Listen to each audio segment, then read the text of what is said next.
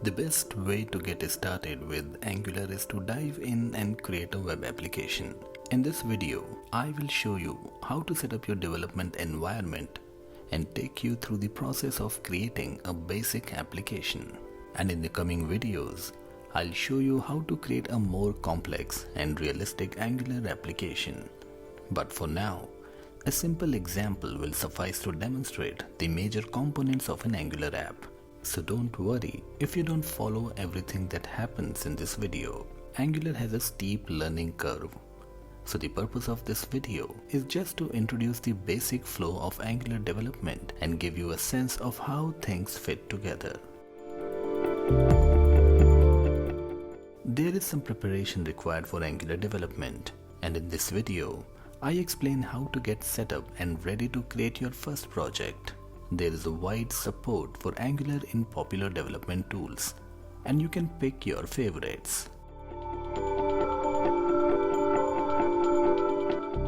Node.js is a JavaScript runtime for server-side applications and is used by most web application frameworks, including Angular. In this course, I am using the latest version of Node.js. So, download and run the installer from the Node.js website. When the installation is complete, open a new command prompt and run the command shown here. If the installation has gone as it should, then you will see the following version number displayed. The Node.js installer includes the Node Package Manager, which is used to manage the packages in a project. Run this command.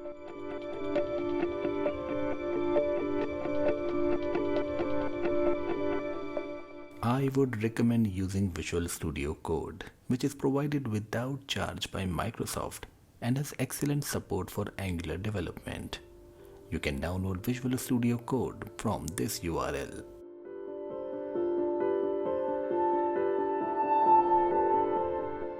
The Angular team provides a complete set of command line tools that simplify Angular development. These tools are distributed in a package named @angular/CLI. Run the command as shown to install the Angular development tools. Notice that there are two hyphens before the global argument. If you are using Linux or Mac OS, you may need to use sudo.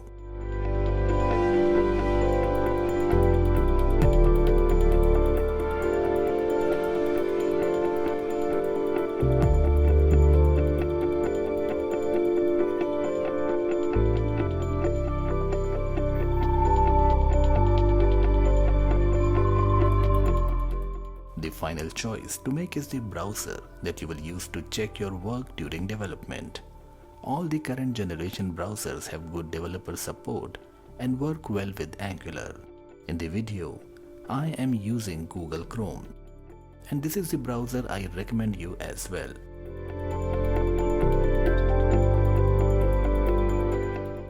Angular development is done as part of a project, which contains all of the files required to build and execute an application, along with configuration files and static content like HTML and CSS files.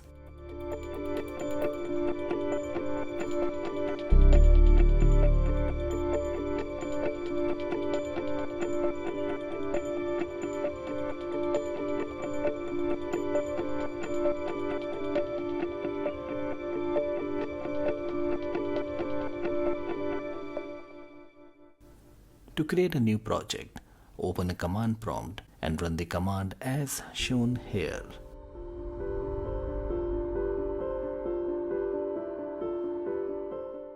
The ng command is part of the @angular-CLI package, and ng-new sets up a new project. The process of creating a new project can take some time because there are large number of other packages required, all of which must be downloaded the first time you run the ng-new command.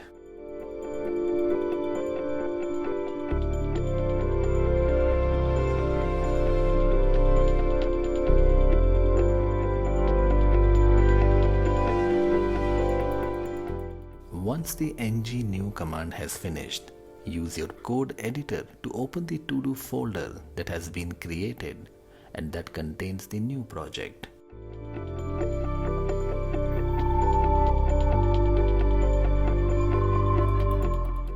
The to-do folder contains configuration files for the tools that are used in Angular development.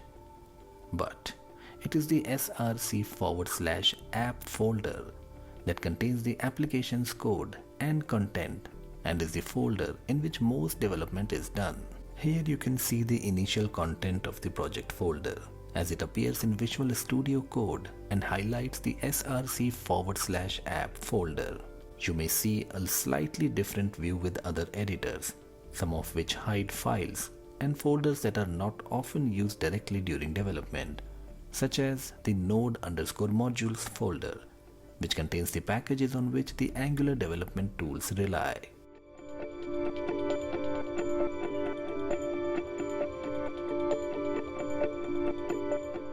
To start the Angular development tools, use a command prompt to run the command as shown here. This command starts the Angular development tools, which include a compiler and a web server that is used to test the Angular application in the browser. The development tools go through an initial startup process, which can take a moment to complete. During the startup process, you will see messages like these displayed by the ngserve command. Don't worry if you don't see the same output, just as long as you see the compiled successfully message at the end of the process. The integrated web server listens for requests on port 4200. So open a new browser window and request localhost 4200, which will show the placeholder content as showing here.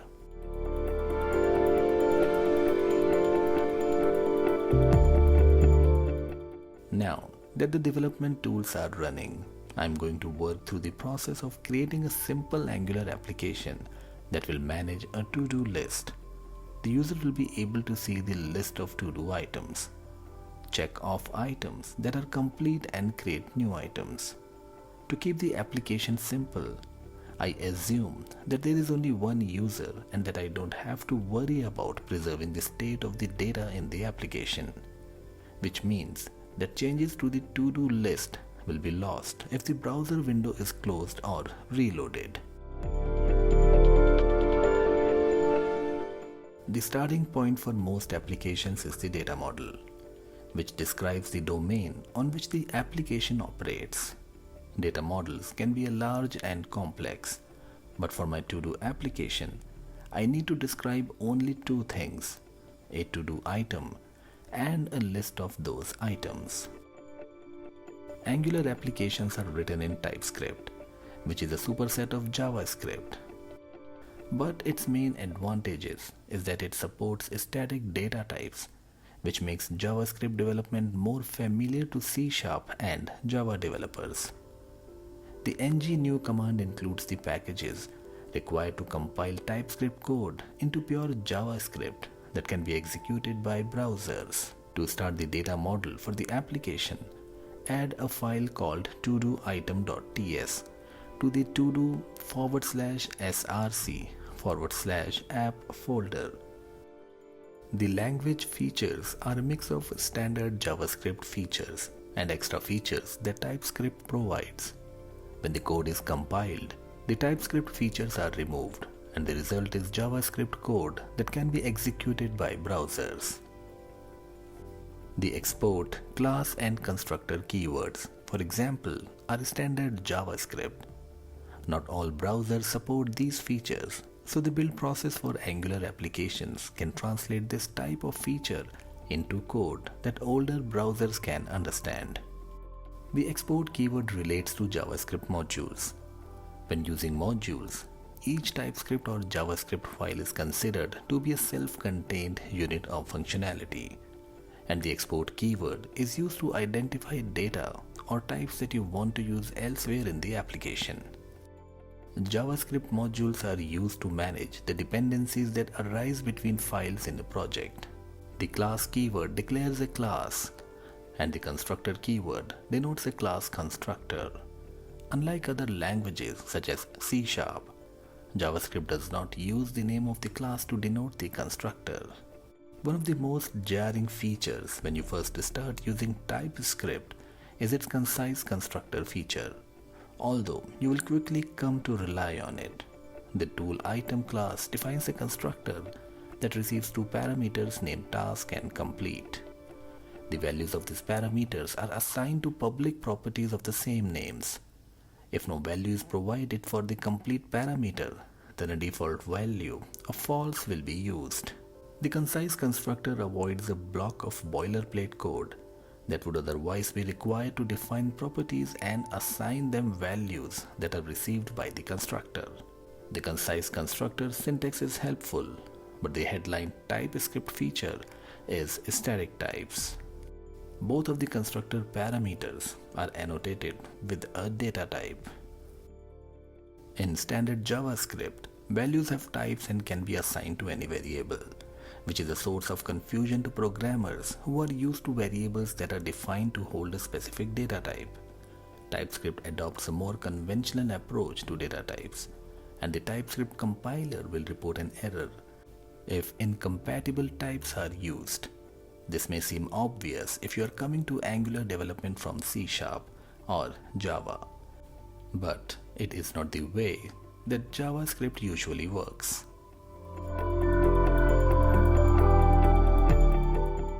To create a class that represents a list of to-do items, add a file named todolist.ts to the src/app folder.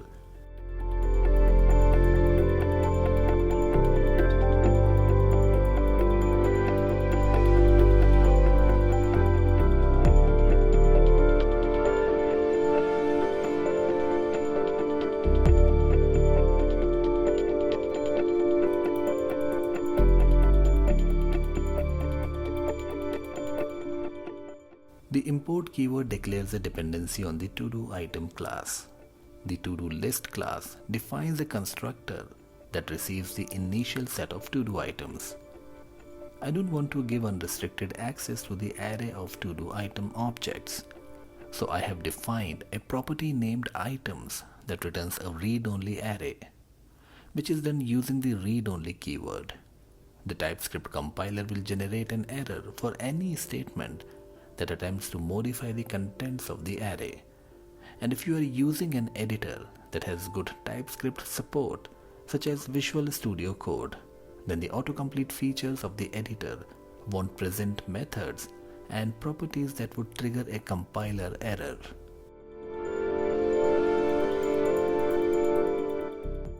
I need a way to display the data values in the model to the user.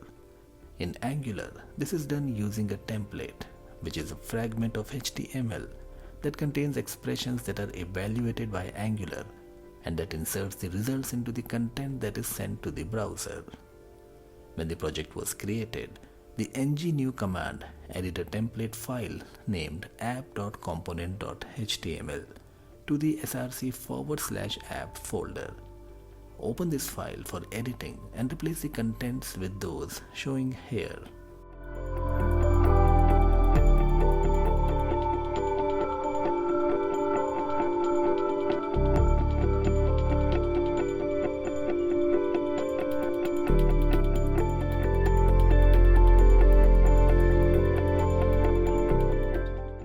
Displaying data in a template is done using double braces, and Angular evaluates whatever you put between the double braces to get the value to display. The double braces characters are an example of a data binding, which means they create a relationship between the template and a data value. Data bindings are an important Angular feature, and you will see more of them in this video. In this case, the data bindings tell Angular to get the value of the username and item count properties and insert them into the content of the h3 and div elements. The compiler will generate the following errors.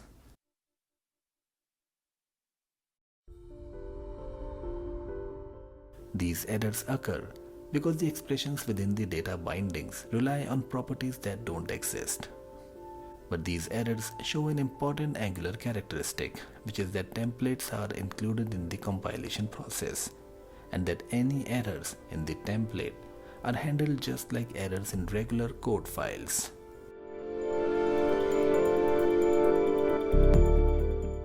An Angular component is responsible for managing a template and providing it with the data and logic it needs. If that seems like a broad statement, it is because components are the part of an Angular application that does most of the heavy lifting, and as a consequence, they can be used for all sort of tasks. In this case, I need a component to act as a bridge between the data model classes and the template so that I can create an instance of the to-do list class, populate it with some sample to-do item objects, and in doing so, provide the template with the username and item count properties it needs. When the project was created, the ng-new command added a file named app.component.ts to the src app folder. As the name of the file suggests, this is a component. Apply the changes shown in the video to the app.component.ts file.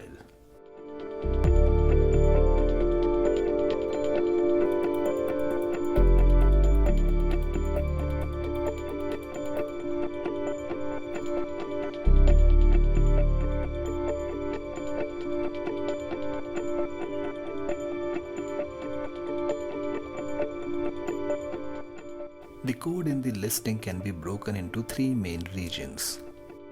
The import keyword declares dependencies on JavaScript modules, both within the project and in third-party packages. The import keyword is used 3 times. The first import statement is used in the listing to load the @Angular/core module, which contains the key Angular functionality, including support for components. When working with modules, the import statement specifies the types that are imported between curly braces. In this case, the import statement is used to load the component type from the module. The @Angular/core module contains many classes that have been packaged together so that the browser can load them all in a single JavaScript file. The other import statements are used to declare dependencies on the data model classes defined earlier. The target for this kind of import starts with ./, which indicates that the module is defined relative to the current file. Notice that the import statements do not include file extensions. This is because the relationship between the target of an import statement and the file that is loaded by the browser is handled by the Angular build tools.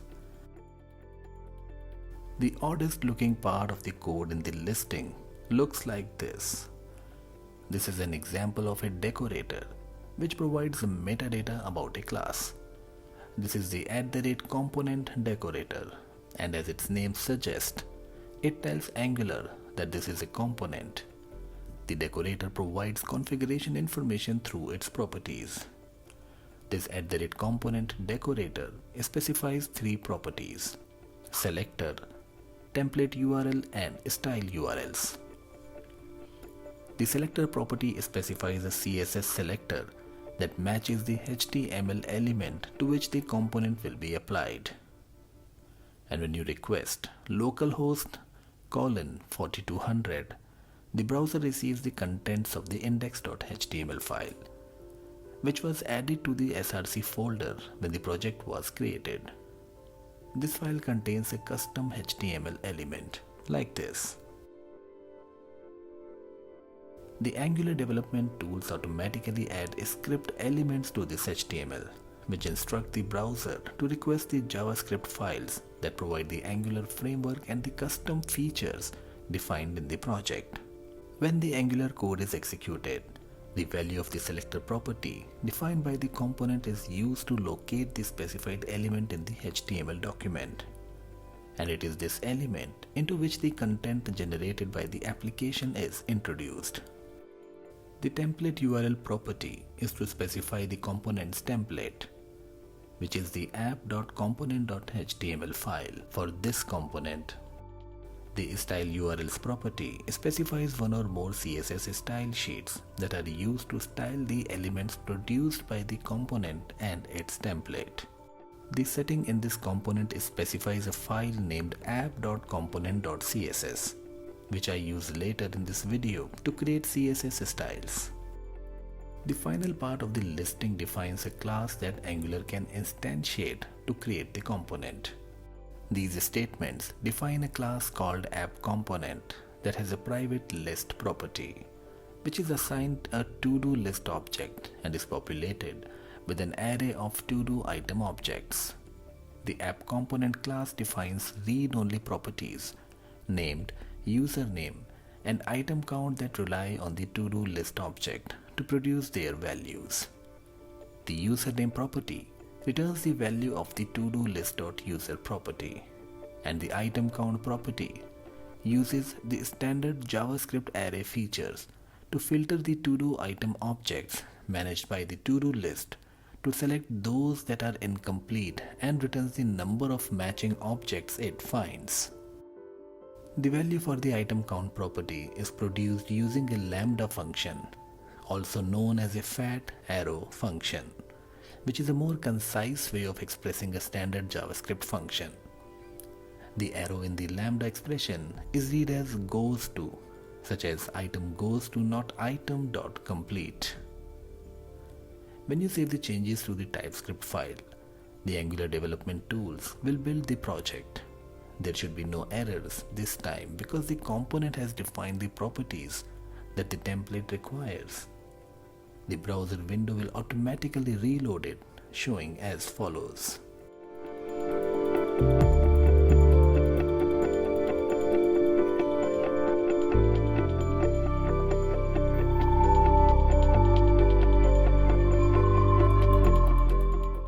To style the HTML content produced by the application, I am going to use the Angular Material package, which contains a set of components for use in Angular applications.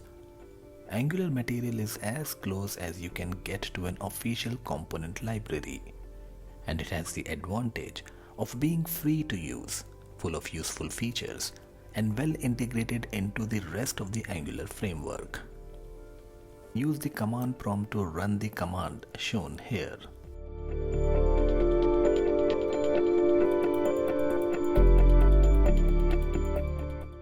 When prompted, press Y to install the package.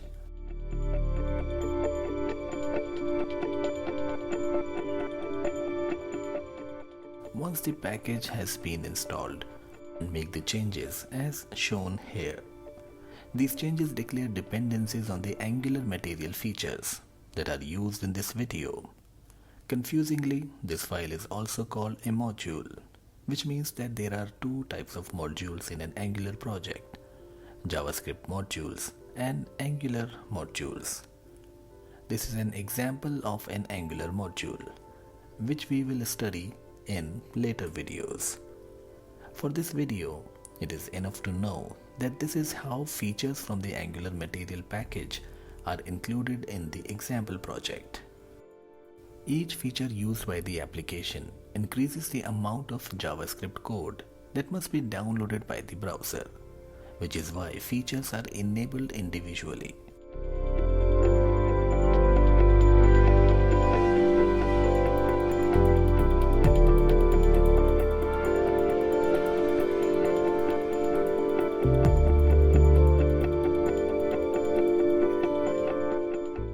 The next step is to use components contained in the Angular Material package to style the content produced by the application.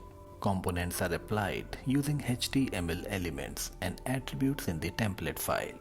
The new template content relies on features from the Angular Material package, each of which is applied differently. The first feature is the toolbar, which is applied using the mat-toolbar element, with the contents of the toolbar contained within the opening and closing tag. The color attribute is used to specify the color for the toolbar. The Angular Material package uses color themes, and the primary value used to configure the toolbar represents the predominant color of the theme. The class that the matte dash toolbar element has been assigned applies a style provided by the Angular material package for creating a raised appearance for content. The other features are an icon and a badge, which are used together to indicate how many incomplete items are in the user's to-do list. The icon is applied using the matte dash icon element. Icons are selected by specifying a name as the content of the matte dash icon element. In this case, the checklist icon has been selected. The badge is applied as an option to the matte dash icon element using the matte badge and matte badge color attributes. Badges are small circular status indicators used to present the user with a number or characters, which makes them ideal for indicating how many to-do items there are. The values of the matte badge attribute sets the content of the badge, and the matte badge color attribute is used to set the color, which is accent in this case, denoting the theme color that is used for highlighting. The Angular material package is generally comprehensive, but one omission is spacers to help position content. I want to position the span element that contains the user's name centrally within the title bar and have the icon and badge appear on the right. The first step is to create a CSS class that will configure HTML elements to grow to fill available space. As noted earlier, the decorator in the app.component.ts file contains a style URLs property, which is used to select CSS files that are applied to the components template. Add the style as shown to the app.component.css file, which is the file specified by default when the project is created. The style sets the flex property, which is part of the CSS flexible box feature, also known as Flexbox. Flexbox is used to lay out HTML elements so they adapt to the space that is available and can respond to changes, such as when a browser window is resized or a device's screen is rotated.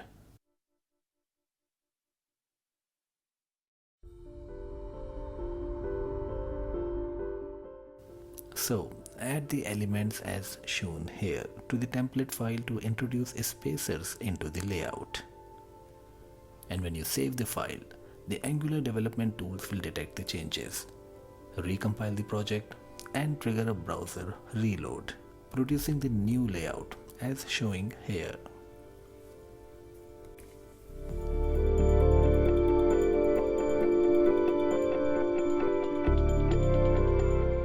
The next step is to display the to-do items. Here, the listing adds a property to the component that provides access to the items in the list.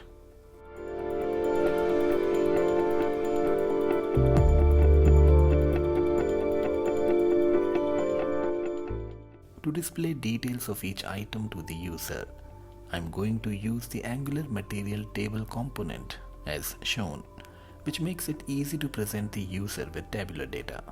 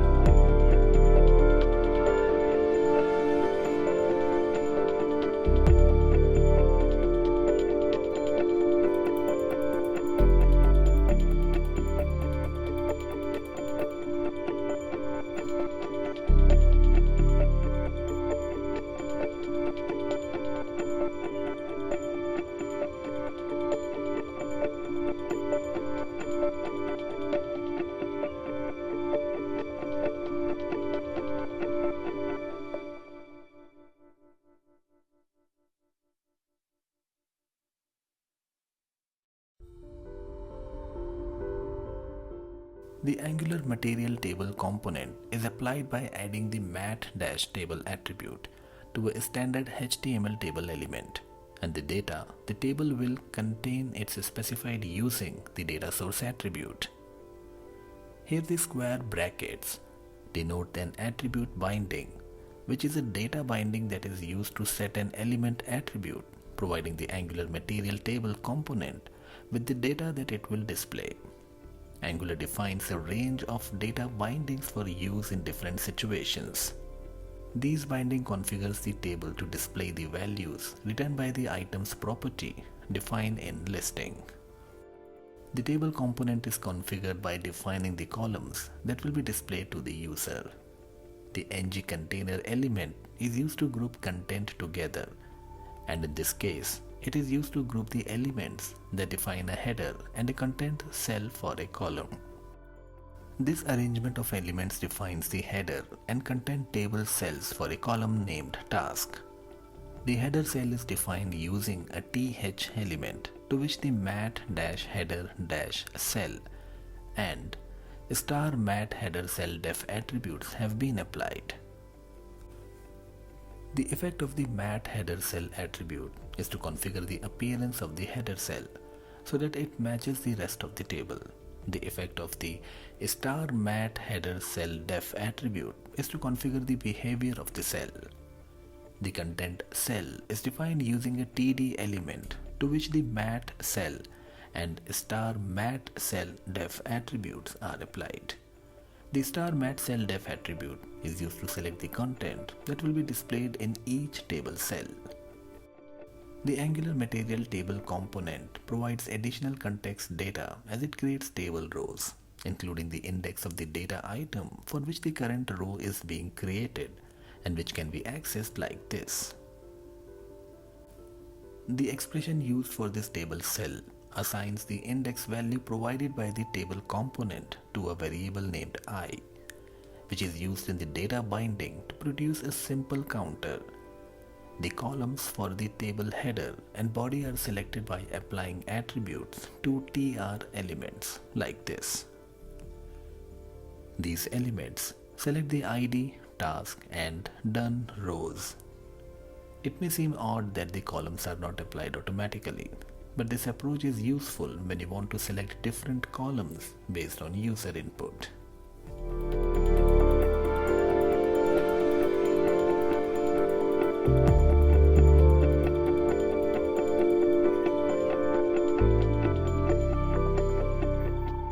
The final step of setting up the table is to define additional CSS styles. The first new style selects any element that has been assigned to the table container class and applies padding around it. There is a div element that I added to this class and that contains the table element. The second new style sets elements assigned to the full width class to occupy 100% of the width available to them. Save the changes, and Angular Development Tools will compile the project and reload the browser.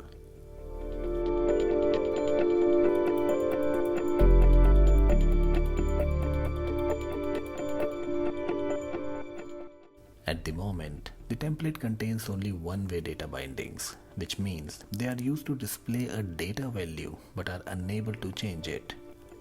Angular also supports two-way data bindings, which can be used to display a data value and change it too. Two-way data bindings are used with HTML form elements and adds an Angular material checkbox to the template that allows user to mark a to-do items as complete.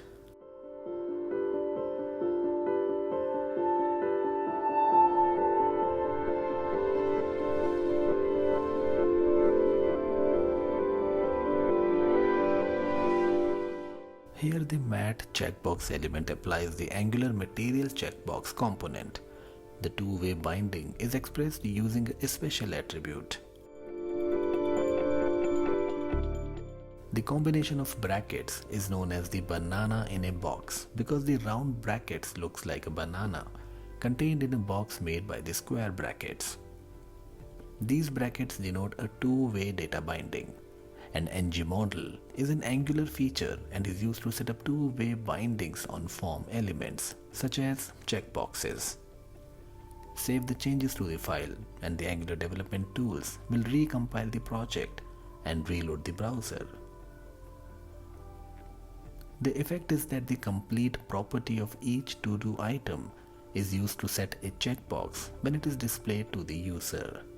The appropriate complete property will also be updated when the user toggles the checkbox. Here I left the true or false values in the output to demonstrate an important aspect of how Angular deals with changes.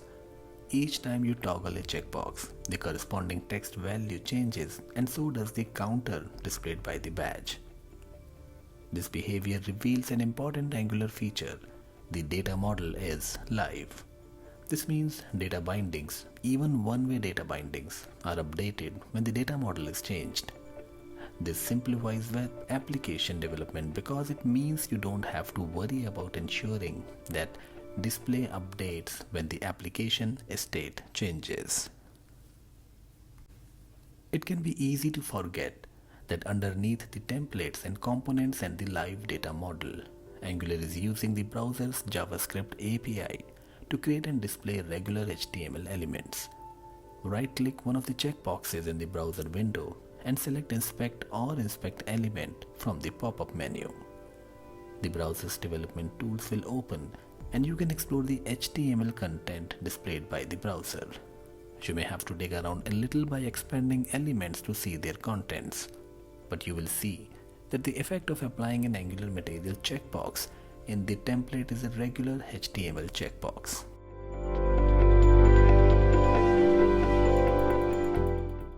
The checkboxes allow the data model to be updated, and the next step is to remove to-do items once they have been marked as done. The filter method is a standard JavaScript array feature. This is the same expression I used previously in the item count property. I could rework this property to avoid duplication, but I will add support for choosing whether completed tasks should be shown later in this video, which will require the items and the item count properties to process the list of to-do items differently.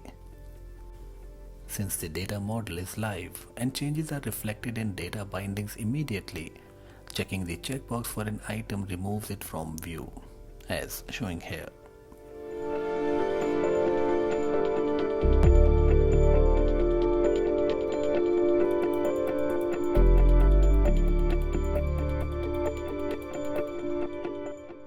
A to-do application is not much use without the ability to add new items to the list.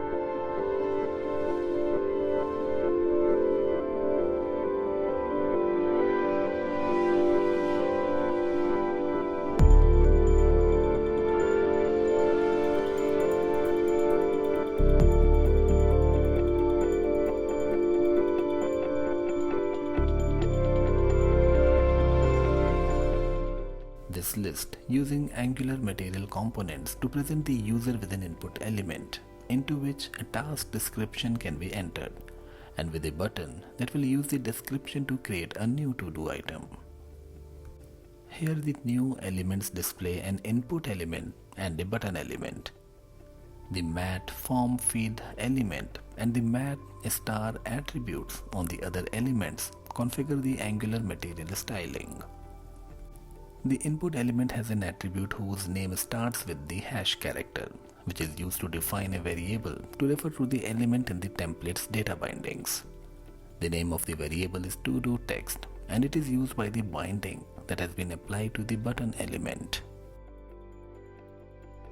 This is an example of an event binding, and it tells Angular to invoke a component method called addItem, using the value property of the input element as the method argument, and then to clear the input element by setting its value property to the empty string.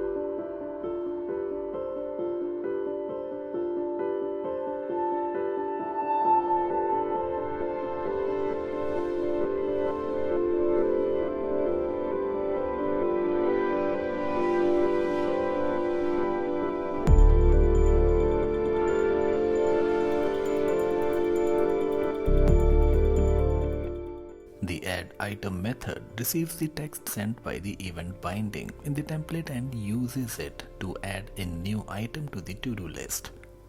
The result of these changes is that you can create new to-do items by entering text in the input element and clicking the add button.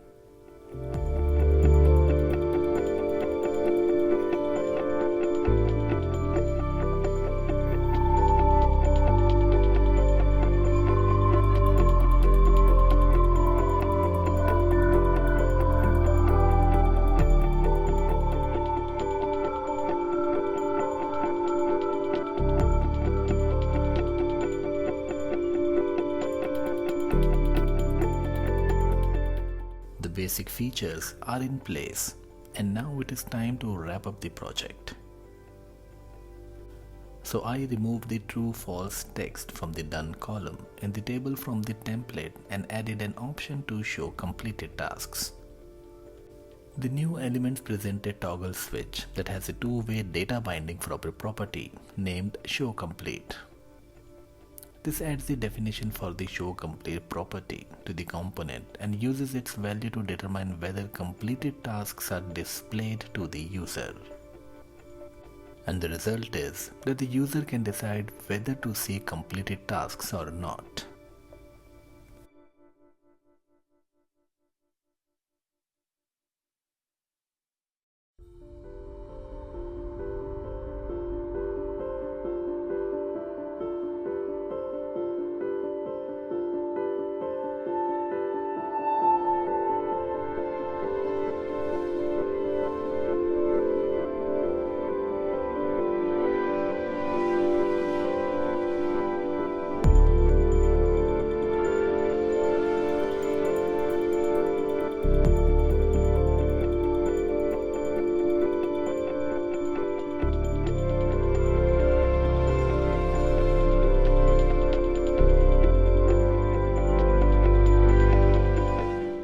So in this video, I showed you how to create your first simple Angular app, which lets the user create new to-do items and mark existing items as complete.